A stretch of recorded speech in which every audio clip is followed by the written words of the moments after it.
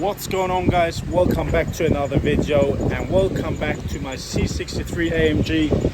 And today's video I'm going to do something that a few of you have asked me, so I thought maybe I'll do a video about it.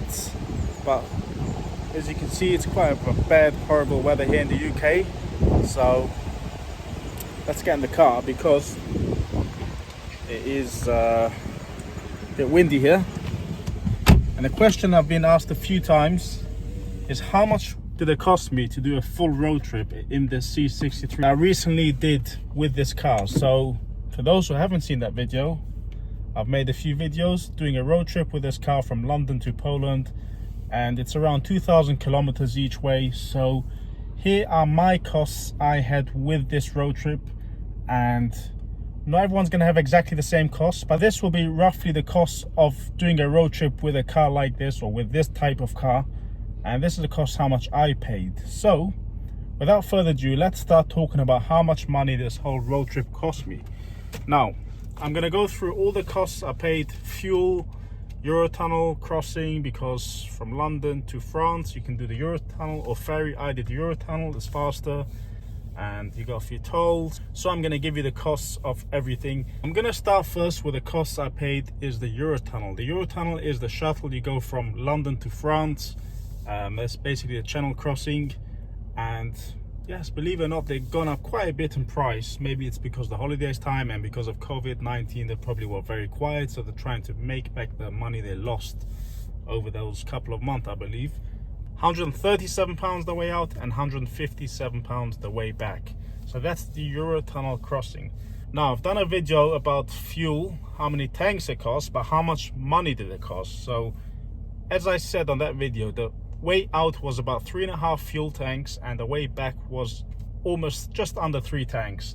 So fuel, every country the prices are different depending where you fill up and all these kind of stuff.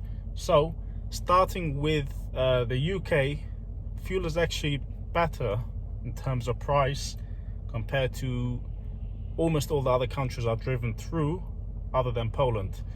And I'm gonna give you the total amount of all the fuel stops, or basically all the fuel together. So all in all the fuel together there and back was £540. Well, that's what basically came out to, £540.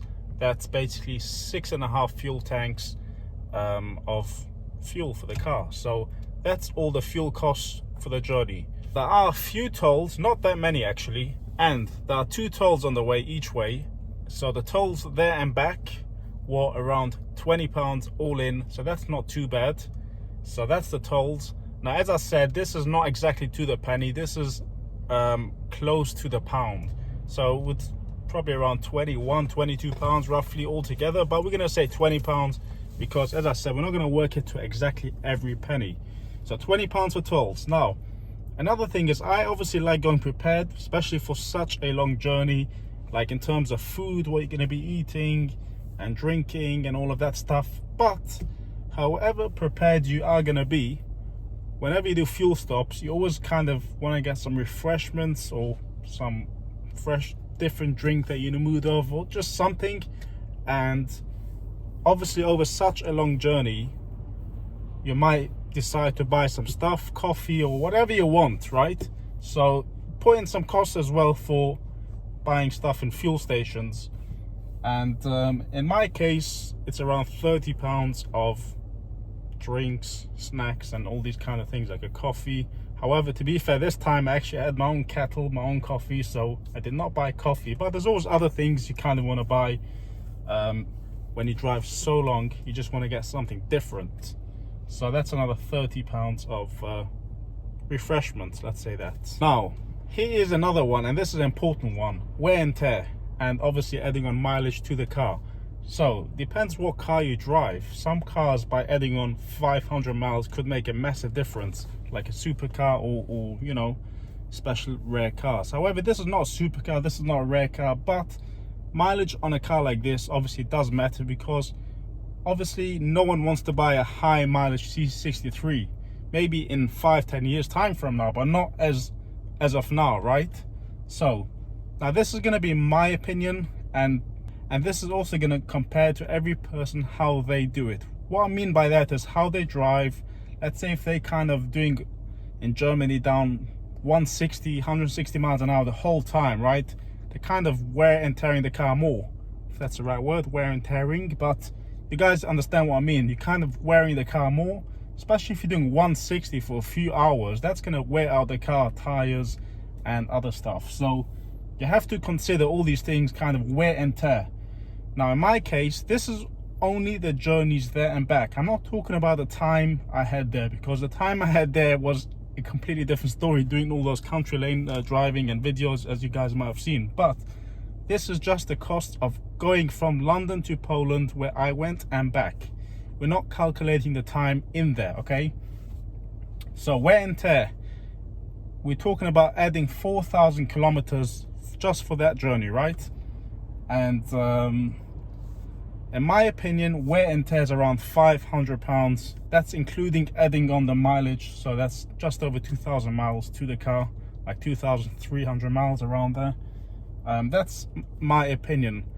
Now obviously it's impossible to know exactly how much wear and tear it's going to cost, but this is a rough estimate that I believe, which is probably fair, I would say.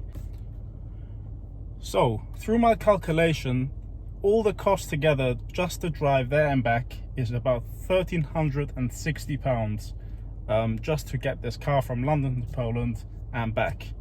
Now some of you might be asking or wondering, then why the hell did I do it? I could have bought flights for a lot cheaper, probably less than half the price, or even cheaper depending how far in advance I'll book. But you know, why did I do this? Plus it's such a long drive there, such a long drive back. Like, why did I go bother with this and pay so much money?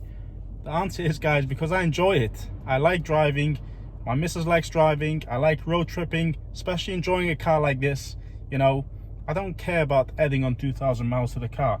As long as I enjoy it, that's all that matters. So, you know, yes, it costs me more driving and it takes a lot more effort. You know, you got to drive a long time, but I enjoy it, and this is why I done it. Not because it's cheaper, because clearly, as you guys work it out, it's a lot more expensive than flights. So this is why I decide to drive my car, not all the time, but when we decide to drive, we drive the car. And yeah, this is why I did it. So this is all the costs that I had involved.